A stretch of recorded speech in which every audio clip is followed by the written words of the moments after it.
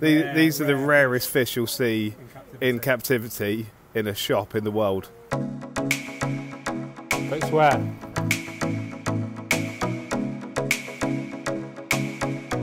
Hi everyone, George here, and I'm with my good friend Matt Amin from Amin Aquatics. Hi guys. We're at Reefkeeper Windsor. Windsor, yep. But it's not actually in Windsor, is it? Where is it? Moss End. Moss End, Bracknell, which is in Berkshire, yep. UK. It's quite a new store. It's Reef Aquarium specialists, and I wanted to give you a look around. So I really hope you enjoy the tour. Give me a thumbs up if you do. Subscribe if you haven't already, and I'll ask you a question at the end.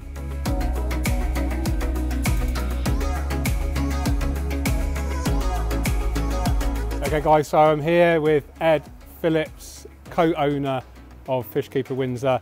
Ed is a true reef hobbyist, enthusiast, expert. I try to be. Yeah. How long have you been in the hobby? 28 years now and going strong. Okay, so basically Ed's going to help me identify some of the corals. We've got some cool stories to tell you about some of the corals, some of the fish, some super high-end fish here, the most expensive fish I've ever seen in the flesh. So we show you those, and I can't wait to be shown around by Ed. Awesome, look forward to it. Let's go.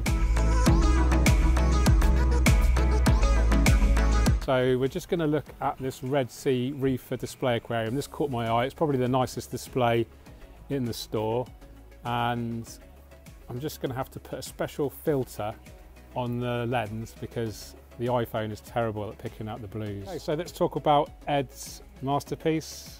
How long ago did we set this up? This tank's been up and running for now 7, maybe 8 weeks. Okay, so relatively new then, yeah, especially for a reef tank. Still got its diatoms on the sand bed, still burning through, but everything's growing in nicely. It's ticking along well. And this is a Red Sea 45 XL. 425 XL, so 425 litres, which for our American friends is just over 100 US gallons. Yeah.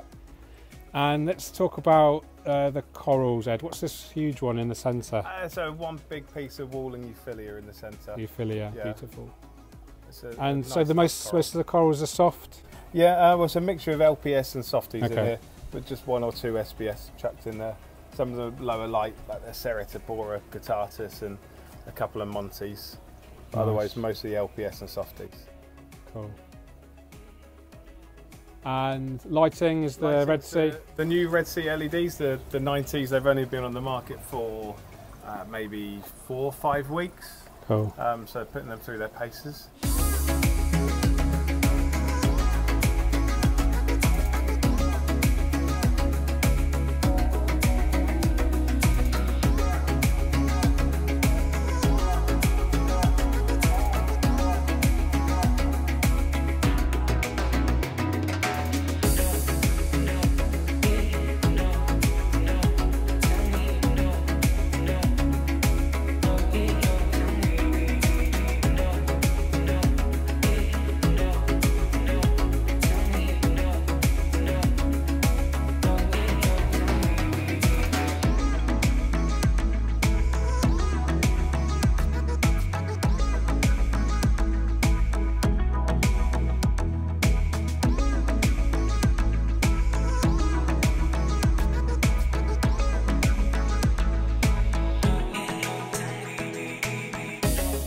So now we're going to walk over to the most expensive fish that I've ever seen. And it's a really cool story to tell you about these.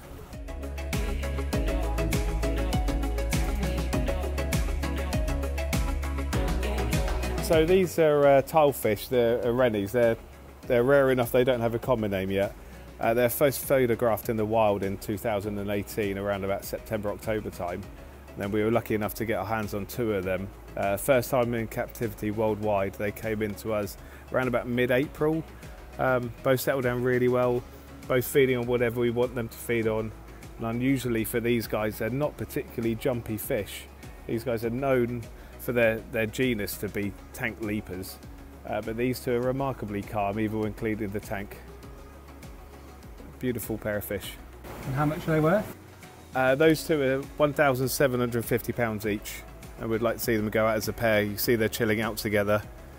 We don't know if they're male or female, we don't know how to sex them, but they do seem to get on very well. So they're either two girls or a boy and a girl is my best guess. And how many of these are currently available in captivity? There's only 2 available worldwide to buy. That's these 2. The other one is in a public aquarium. I've heard on the grapevine there's maybe another one coming somewhere in the world. I'd imagine it probably goes to Japan and maybe to America. So these are truly one of those sort of... These are the rarest fish you'll see in captivity in a shop in the world by a long way. They are beautiful. Yeah, very pretty fish. So why are they so rare? They come from an area where you can't catch fish, and they've just started appearing in other areas now. So they're not, as with all fish in this trade, they're not rare in the wild, but trying to get them out of the wild into captivity, that's the tricky side of things.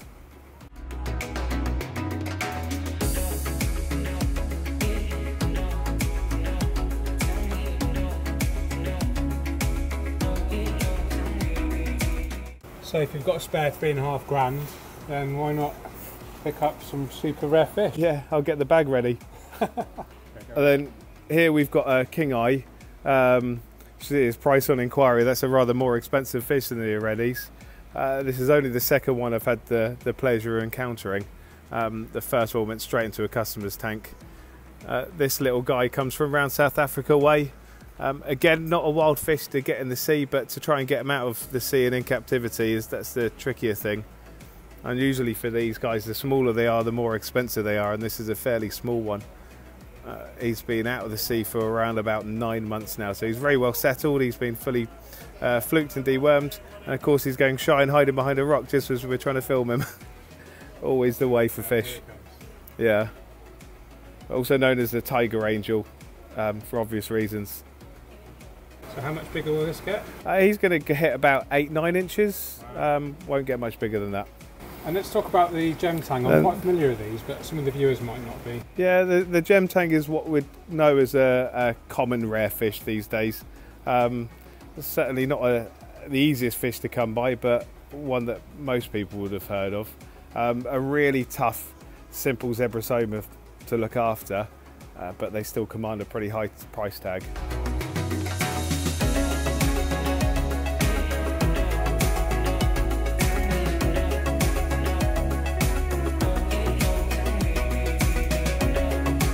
So Ed's now going to tell us about their fragging policy here. So after about 18 months ago, the Indonesian, we should call it a ban of corals and export, came into play. It became a lot trickier to get hold of the corals that we're used to dealing with. Now we're really just open to Australia. Australia do lovely colonies, but they're relatively expensive. So what we strive to do here, using good water conditions and good techniques, we are now making our own frag. So we're taking colonies of corals, we're taking them down to inch, maybe 2-inch pieces, letting them baste out and rest before selling them on.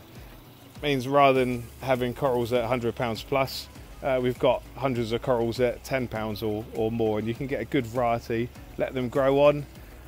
We've got Acroporas, Bacilloporas, Monti, Seriatoporas, if you name it, we've got it as an SBS. Are you one of the sort of UK's most well-known suppliers of coral to the hobbyist? We're certainly one of the most well-known shops in the UK at the moment. We're established 10.5 years ago, so we're going on to our 11th birthday. We started off as just a relatively normal store with a small marine section, and that quickly grew. Now, as far as I'm aware, we've got the largest coral trays in probably south of Manchester in the UK. Again, probably this, if not the biggest, certainly one of the biggest marine sections in the south of Manchester. In terms of small fish tanks, we've got around about 110 small tanks. That's ignoring the bigger display tanks where the fish are all for sale, and also all the coral trays where we stock fish that are in there doing as a job, but one day they'll find their forever home. One of the things we do like is our clownfish here. The amount of the varieties of clownfish is just huge these days. There's so many new types. Right now you can see a pair of platinum storms, which I've never seen before. They only arrived with us a week or two ago. Something a bit different. Quite expensive. Yeah, Yeah, They're not so the rare, I guess. not the cheapest fish.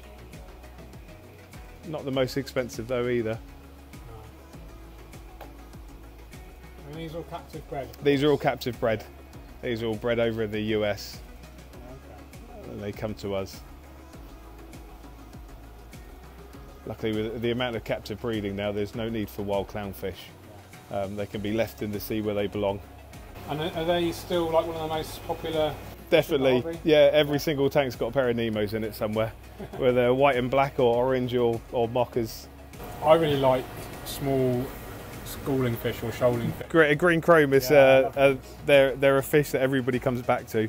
We start with green chromis. They're cheap, they're hardy, they're no issue to look after. People tend to get bored of them, move away, but then they come back to them for not for the look of the individual fish, but for how they swim together, how they interact with each other. Because for me, I'm into aquascaping, and I really like to see big shoals of small fish. Yeah. I just think it looks more natural. Antheus are another favourite as well. Do we have any specific kind of rare fish in this section? No, there's a health freak firefish actually, and they're the lilac health firefish. Far from common. Yeah, very pretty little fish. He likes to really live by himself or in very large groups. Okay.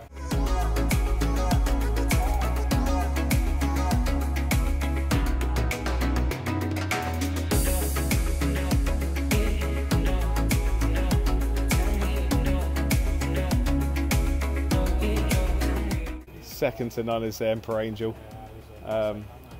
Yeah, they're lovely fish, especially as they go through the colour change. They go from their juvenile patterning there, they hit their adults. What do they look like as an adult? It's a hard fish to describe. They've got more stripes, but they don't look anything like this. They're completely changed. I'll overlay an image of an adult. Yeah. And what's your favourite fish, Ed? If you could have any fish in the world, what would you eat? Wrought iron butterfly is my favourite. It's a wrought iron butterfly. Got any here? No, I've only had the pleasure of having one many years ago. It's a fish that comes from fairly deep water in Japan. Oh wow. They're a cooler water marine species. They're not an easy fish to get. We feed a mixture of brine shrimps, mysis, pea mysis, pellets and flake food. And for the bigger fish, things like mussels and smaller fish, copepods and lobster eggs. Any really tricky feeders, or most of them pretty... Some of the wrasse family can be very hard to get onto prepared foods. So for instance, the male peacock wrasse in the tank you've just seen, they can be really tricky to get onto frozen. Okay. Some of the fish, it's almost better off getting them into a reef tank quick while they're still plump, to feed on your natural population of copepods. And it's just remarkable how clean all the tanks are. I mean, you haven't been open that long, have you? 4.5 months? No. Or so? No, when we first started opening, we went through huge diatom explosions. These tanks were brown. We were cleaning these tanks twice a day at one point, just to try and keep it looking presentable, just as they went through their cycle. So there's no secret to it apart from hard work and lots of elbow grubbing. I know that story. Yeah, we go through a lot of algae pads. And you do have a tropical section, although yeah, tropical isn't your kind of focus. It's certainly not what we're known for, but we try and cater to a good selection of trops. Yeah, we focus on fish that can be really in a 3-foot tank and below for the majority of them. Okay. So all of your platies, your guppies, your neons. But then in amongst that, you've got some nice little rice fish and some unusual rainbows. And this is my favourite section. Shrimps, straight with the plants. Yeah. Yeah. Love the shrimps, the nearite snails. Yeah. You have some fighters as well, I saw? Yeah, some fighters randomly dotted around with tank mates that they can go with. Have you ever kept freshwater trops yourself? Or not for 24 years. Ever fancy the planted aquascape? They're beautiful. I think they're too much work. I'll stick with marines. Okay, you stick with the SPS. Yeah, quite happily. Okay, let's move over to the pond section.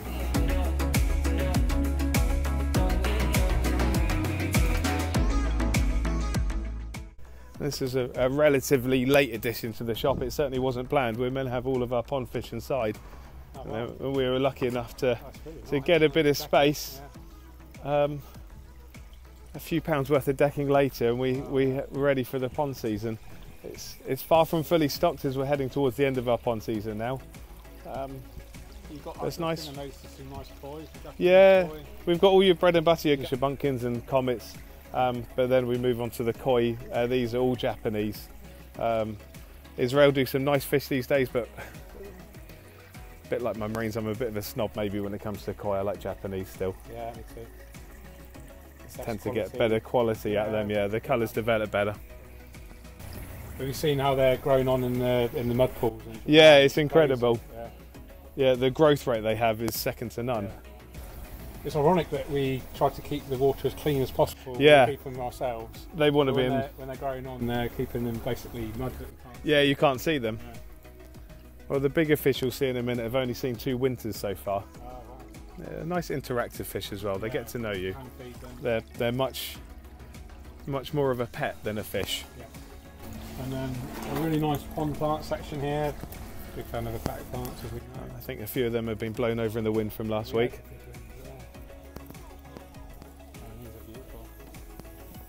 These are the guys that are just over 2 years old now. They've been here for maybe 2 months. They've settled really well. You guys can see in the video, but that water is 2 foot jingle. Yeah, it's nearly 4 foot deep, and you can see the bottom very easily. Yeah. So what's this filtered with? It's a Wazi drum filter, so all the water goes through a really tiny micron filter, and then it gets cleaned off automatically. Okay guys, really hope you enjoyed that walk around with Ed. Thanks so much to Ed for showing us Absolute around. pleasure, George. Thank you for coming. It's been lovely to show you. It's an epic store, one of the best marine stores I've ever visited in the UK. Awesome. If not the world. Well, what can I say? That is, I'll give you a check later. Yeah, cheers mate. Okay guys, let us know what you think to the store in the comments, especially those super expensive fish. Really love to know what your thoughts are. You Awesome. take care. Thank you very much. Cheerio. Cheers, bye bye.